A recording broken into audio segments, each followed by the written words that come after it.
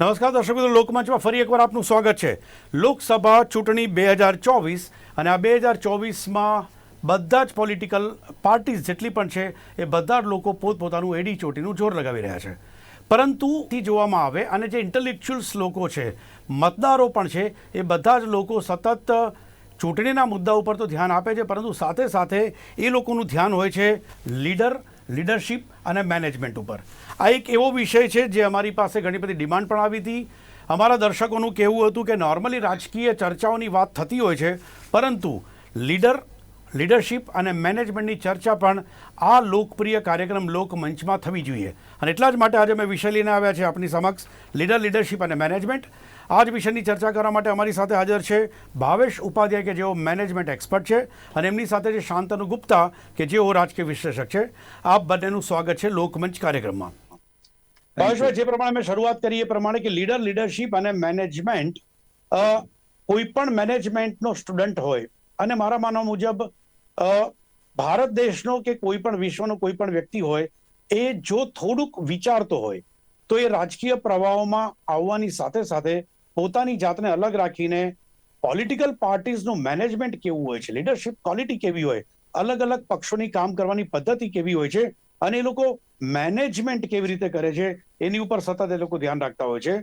ભાવેશભાઈ, મારો પહેલો સવાલ આપને કે ઘણા બધા કંપનીઝની અંદર આપ એક્સપર્ટ તરીકે જાઓ છો, ઘણી બધી કંપનીમાં એડવાઇઝર પણ છો, પરંતુ એ કંપની જે પણ હોય, કદાચ 200 કરોડ, 500 કરોડ, 5 કરોડ, 20 કરોડના ટર્નઓવર વાળી, પરંતુ ભારત દેશ એટલો મોટો, સૌથી મોટો લોકશાહીમાં મતદાતાઓ ધરાવતો આ દેશ છે.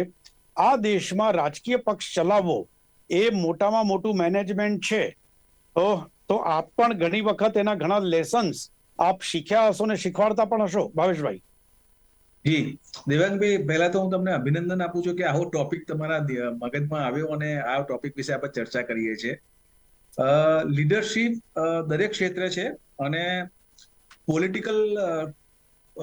પોલિટિકલ લીડર્સમાં તો લીડરશિપ લોકો કહેવાય છે કે જન્મજાત હોય છે, પરંતુ જે રીતે આપણને અત્યારે લેટેસ્ટ લીડરશિપના ટ્રેન્ડ જોવા મળે છે કે માસનું મુવમેન્ટ કેવી રીતે કરવું, લોકોને એક જ દિશા તરફ કેવી રીતે વાળવા, કોઈ પણ એક પ્રકારનો જે મેસેજ હોય એ લોકો કેવી રીતે એ પ્રવાહમાં ઢળી શકે, આ લીડરશિપની નવી વ્યાખ્યા અત્યારે આપણે પોલિટિકલ જે અત્યારે ડિસ્કશન ચાલે છે એમાં આપણે જોઈ રહ્યા છે. ફોર એક્ઝામ્પલ, અનામતની વાત હોય કે બીજી કઈ વાત હોય, પરંતુ લોકોનો લીડરશિપનો એક જ પોતાનો એક પ્રકારનું ધ્યેય છે કે મારી વાત કે મારો કન્સેપ્ટ લોકો જોડે કેવી રીતે પહોંચે. તો જે બંને પક્ષ તરફથી, હું તો ભારતીય જનતા પાર્ટી અને કોંગ્રેસની વાત કરું છું, બંને પક્ષ તરફથી જે પ્રયત્નો થઈ રહ્યા છે, એક પ્રકારની લીડરશિપ સ્કિલ છે. લીડરશિપનો મતલબ એવો છે કે પોતાની વાતને માસ સુધી કેવી રીતે લઈ જવી અને લોકોને કેવી રીતના દિમાગમાં મૂકવું કે હું જે કહી રહ્યો છું, મારો જે કન્સેપ્ટ છે, મારી જે વાત છે, લોકોના દિલ અને દિમાગ સુધી પહોંચે. એટલે લીડરશિપ એક પોલિટિકલ ક્ષેત્રે તો એક પ્રકારની એસ્ટાબ્લિશ થયેલી છે, પરંતુ લીડરશિપ જો સ્કિલ સારા વ્યક્તિમાં હોય અને જો પોલિટિકલ લીડર હોય તો માસ મુવમેન્ટથી માંડી પોતાના મેસેજને ઇફેક્ટિવ રીતે કેવી રીતે રજૂ કરી શકે, લોકો સુધી પોતાની વાત કેવી રીતે પહોંચાડી શકે, અને લોકોના મનમાં અને દિમાગમાં પોતે જે કહી રહ્યો છે સાચું જ છે એ કેવી રીતે ઠસાવી શકે, એ ત્યારે જ કરી શકે જ્યારે વ્યક્તિમાં પોતાની લીડરશિપ સ્કિલ હોય. Leadership skill, persuasion skill, convincing skill, communication skills અને परसुएशन स्किल्स નો समावेश થાય છે. ऑलराइट शांतनु जी, आपका एक शो मैं अभी देख रहा था, करीबन 1 वीक 10 दिन पहले आप 3 लोग बैठे थे और एक चैनल के सीनियर पत्रकार भी आपके साथ बैठे थे. आपके साथ 2 लोग जो गेस्ट थे, मुझे नाम पता नहीं, लेकिन इतना पता चला था क्योंकि मैंने पिछली 10 मिनट ही देखी थी, लेकिन तो परिचय मुझे नहीं हुआ इतना. वो 2 लोग थे, मेरे हिसाब से वो कुछ सर्वे कंपनी को, सर्वे एजेंसी के साथ जुड़े हुए लोग थे. आप भी बैठे हुए थे जी. आप तीनों में एक बात एक और भी निकली थी, जिसमें ये थी कि अलग अलग जगह से पॉलिटिकल पार्टीज जो होती है उनके पास डेली रिपोर्टिंग आना, बिल्कुल डेली रिपोर्टिंग आना, और जैसे ही रिपोर्टिंग उनके पास आता है उसका एक वक्त तय किया जाता है.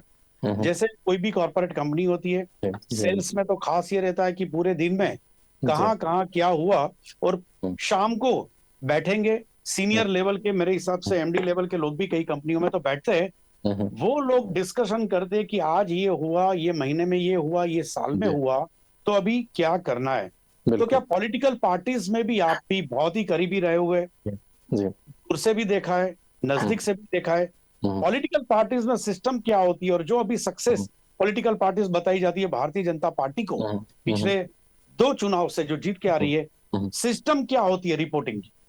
देखिए, जो अभी तक सिस्टम था वो नॉर्मली था कि एक हम जिसे क्वांटिटेटिव डेटा कहते हैं कि हम एक पॉलिटिकल इंसाइट लेंगे, बड़े बड़े नेताओं के थ्रू लेंगे, और वही एक तरह से डिसीजन का बेसिस था। नरेंद्र मोदी ने पहले गुजरात में और 2014 से नेशनल लेवल पे पूरी राजनीति की ग्रामर, जिसको हम व्याकरण कहते हैं, उसको बदल दिया, उसको बहुत साइंटिफिक बना दिया, उसको बहुत डेटाबेस बना दिया। बल्कि election management as a stream, as a career, वो नरेंद्र मोदी की देन है। प्रशांत किशोर से सुनी, प्रशांत किशोर को बनाया किसने? नरेंद्र मोदी ने गुजरात से। और अभी तो बहुत है, भाजपा के साथ 4 कंपनी काम करती हैं, चैनलों के साथ कंपनी काम करती हैं, अलग अलग पार्टियों के साथ काम करती हैं। वो इलेक्शन मैनेजमेंट है क्या? कि पहले क्या होता था, जैसे मान लिया यूपी में 403 सीटें हैं विधानसभा की, तो वो एक तरह से कोटे बटे थे कि 10 बड़े नेता हैं, उनके कोटे कि एक्स नेता, मैं नाम नहीं लूंगा, एक्स नेता 40 सीटें बताएगा, वाई नेता 40 सीटें बताएगा, जिसका जिस रीजन में पकड़ है वो रीजन बताएगा। अब उनका जो एक्यूमेन है वो ऐसा नहीं, वो गलत है, क्योंकि वो भी बहुत लंबे समय से काम कर रहे हैं, लेकिन वो बहुत साइंटिफिक नहीं होता था।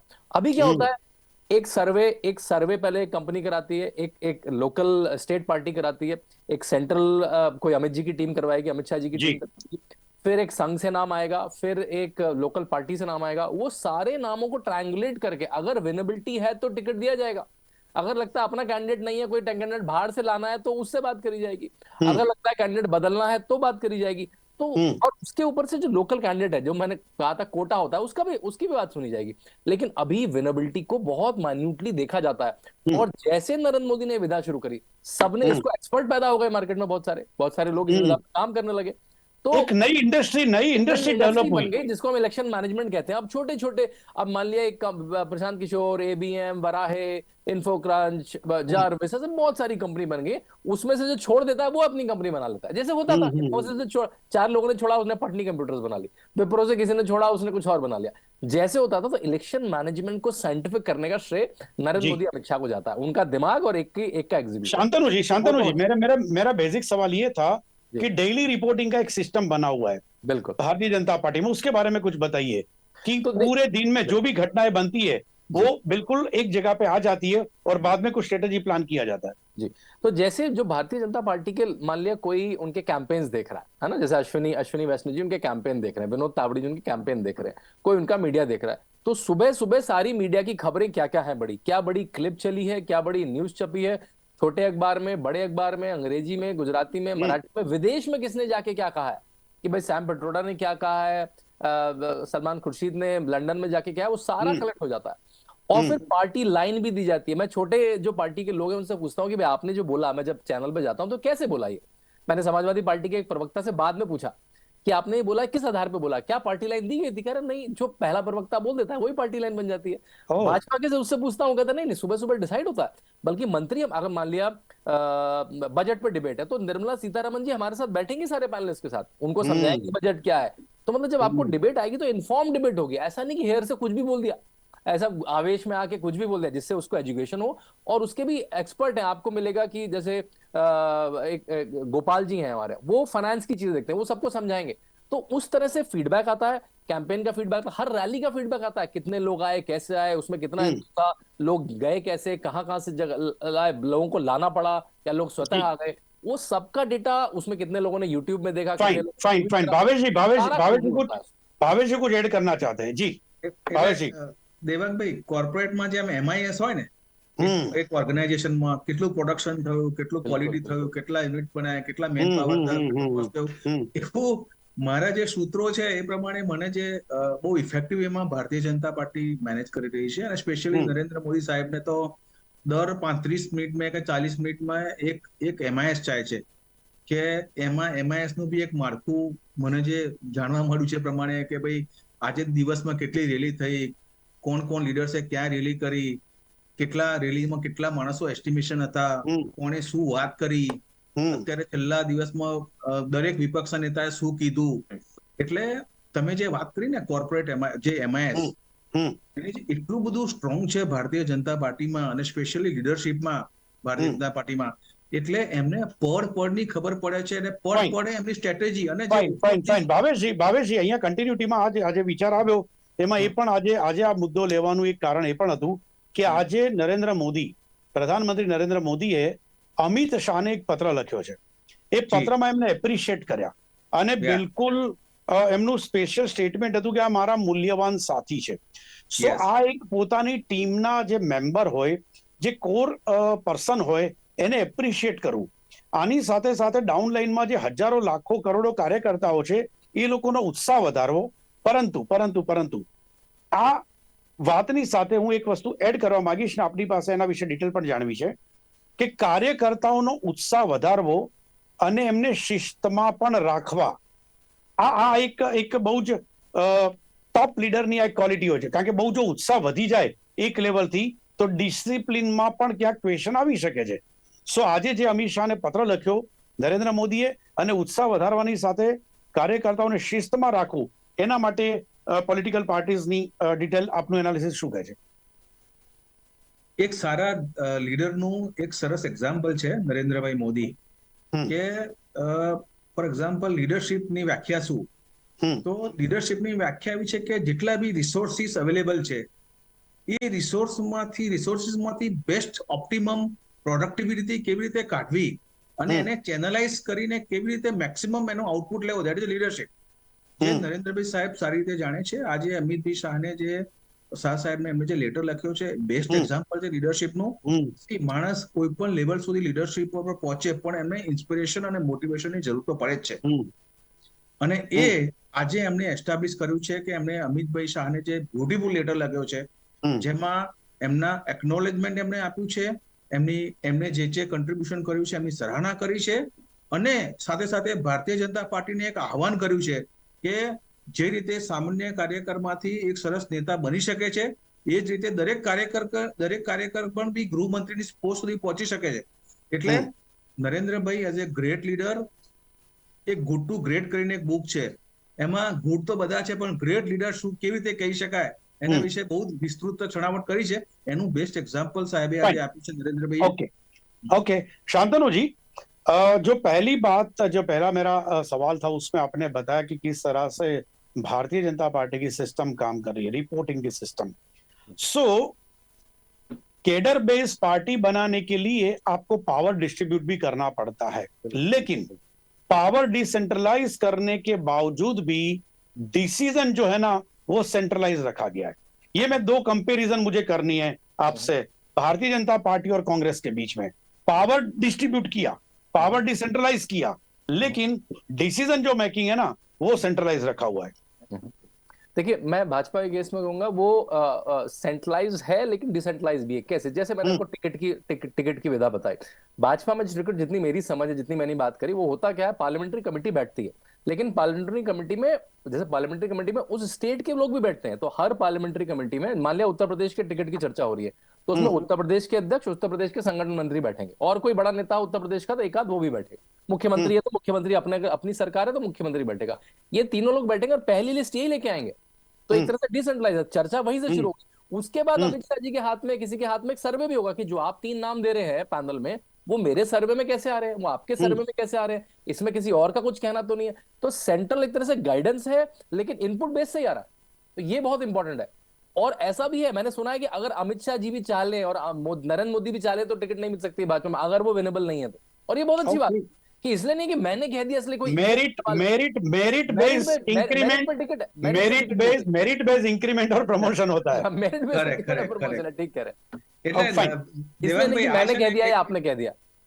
એક Bharatiya Janata party thanks to Narendrabhai અને ટોપ લીડરશિપ એક કોર્પોરેટ સ્ટ્રક્ચર અને કોર્પોરેટ તરીકે કામ કરી રહી છે અને જ્યારે તમારી ઓર્ગેનાઇઝેશન પ્રોફેશનલ વેમાં કામ કરતી હોય ને ત્યારે એના રિઝલ્ટ સારા મળે છે. ओके शांतनु जी, एक बात और आपसे, क्योंकि आपका बहुत ही लंबा पॉलिटिकल एनालिसिस का आपका पूरा परिचय है, मुझे एक जानना है. हमने तो एक पक्ष और दो पक्ष की बात की, भारतीय जनता पार्टी कांग्रेस, लेकिन ये मेरा सवाल है थोड़ा लंबा है, मतलब पिछली राजनीति के साथ भी जुड़ा हुआ है जी। कि लंबे अरसे तक राज करने वाले जितने भी नेता थे इस देश में, चाहे वो इंदिरा जी हो, ममता, लालू, नीतीश, ज्योति बासु, मोदी जी, इन सब में मैनेजमेंट के बारे में अगर आप एनालिसिस करें, उन लोगों का जो एक वर्किंग पैटर्न है, क्या कॉमन दिखता है कुछ? इन सब नेता जो लंबे अरसे तक इस देश में राज करते, या तो लोगों के दिल में ज्यादा लंबे अरसे तक वो लोग अपना स्थान एक फिक्स कर लेते हैं? देखिए, कुछ तो पैटर्न कॉमन है। पहला पैटर्न है कि वो जमीन से उठ के आते हैं। इसका केवल अपवाद है इंदिरा गांधी, जमीन से उठ के नहीं आई, वो एक परिवार में पैदा हुई। अधिकतर जो आपने नाम लिए, ज्योतिर्मय बासु, लालू प्रसाद यादव, नीतीश कुमार, मुलायम सिंह यादव, लंबे समय में राजनीति करी, 3 बार 4 बार मुख्यमंत्री रहे देश में, देश के लेवल पे मंत्री रहे। तो अधिकतर लोग उसमें जमीन से उठ के आए। मेरा जमीन से उठ के आने का मतलब ऐसे नहीं गरीबी से आए, मतलब एक लंबा समय रहा है पद पाने से पहले। जैसे नरेंद्र मोदी 15 साल आरएसएस में रहे, 15 साल पार्टी में रहे, तब जाके पहली बार एमएलए बने, तो मुख्यमंत्री बने 30 साल के काम। तो उनको मालूम है। लोग कहते हैं नरेंद्र मोदी का घर परिवार नहीं है, लेकिन वो हजारों घर परिवारों में जा चुके हैं। उनको एक किसान का जीवन भी पता है, बैंकर का जीवन भी पता है, उद्योगपति का जीवन भी पता है, जो एग्जाम में बच्चा जाने वाला है उसका जीवन भी पता है।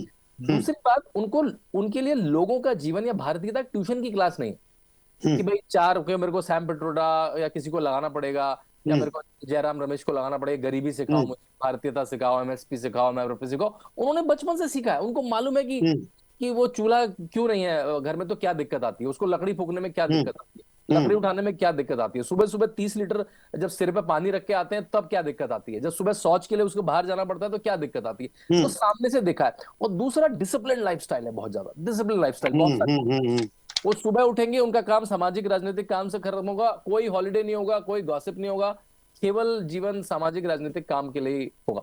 हाँ, ये होगा अगर आपकी आरएसएस जैसी ट्रेनिंग नहीं है, अगर आपकी त्याग की ट्रेनिंग नहीं है, तो आप लालू प्रसाद यादव बनेंगे और जैसे आपको पावर मिलेगी आप करप्ट हो जाएंगे।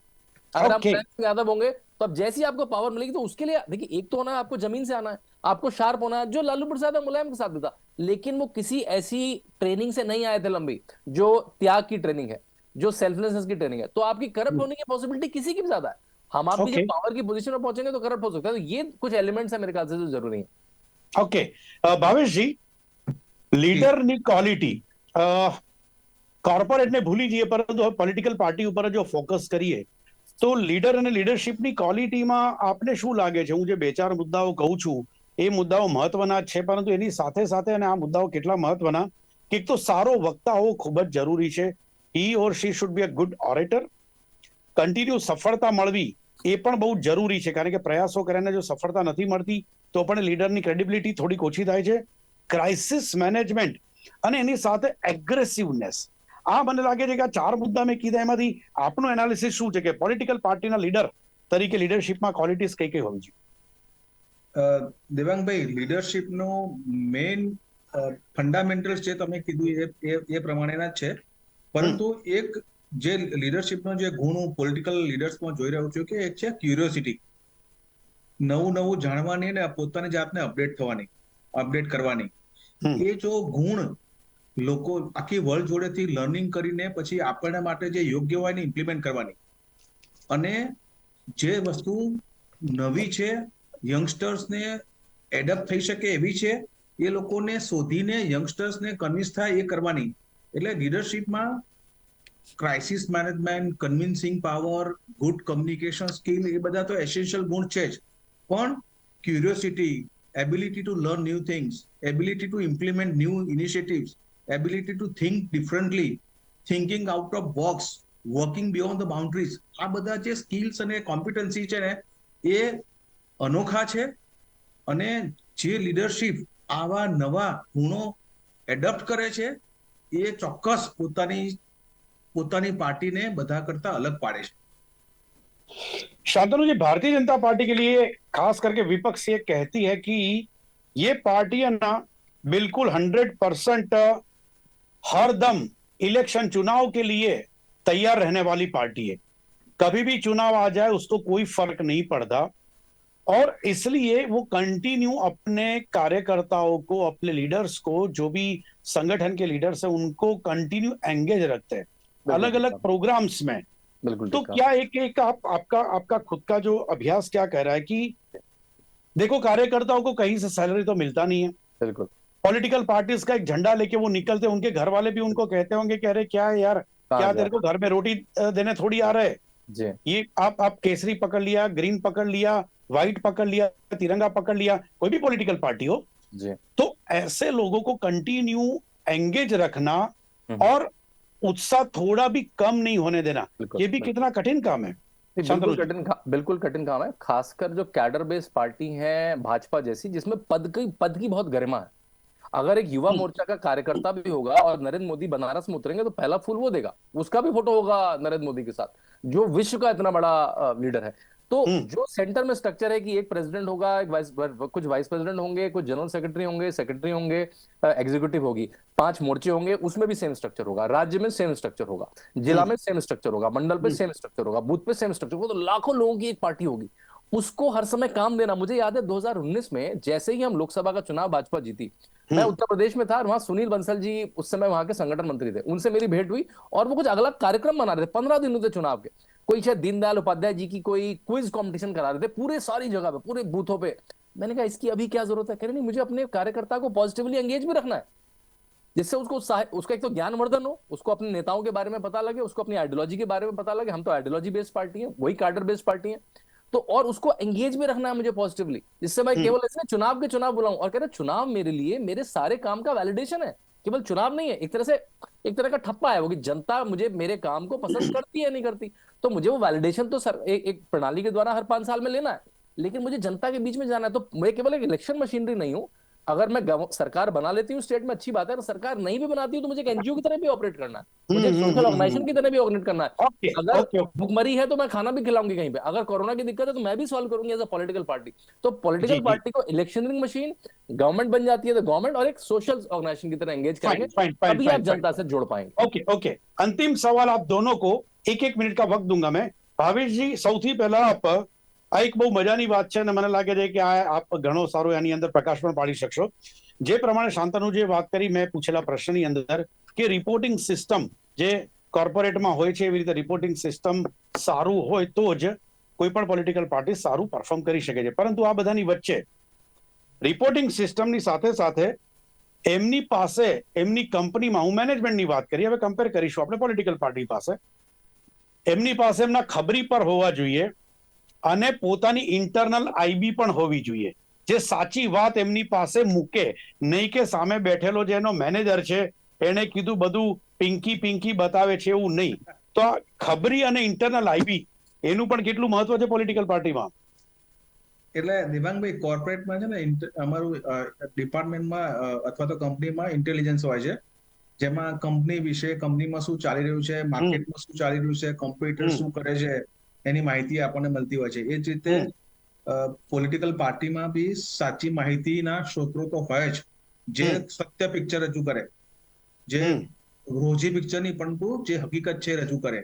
એટલે આ બહુ જ ઇમ્પોર્ટન્ટ છે અને એનાથી ખરેખર આગળનો સ્ટેપ શું લેવો કંપનીને કે પોલિટિકલ પાર્ટીને, એની માહિતી એ લોકો જોડે મળે અને ડિરેક્શન્સ મળે। जी जी जी, शांतनु जी आपसे यही सवाल, अपने खुद के खबरी भी रखना बहुत जरूरी है, पॉलिटिकल पार्टी चलाना, इंटरनल आईबी भी बहुत ही जरूरी है, क्या कहना चाहेंगे?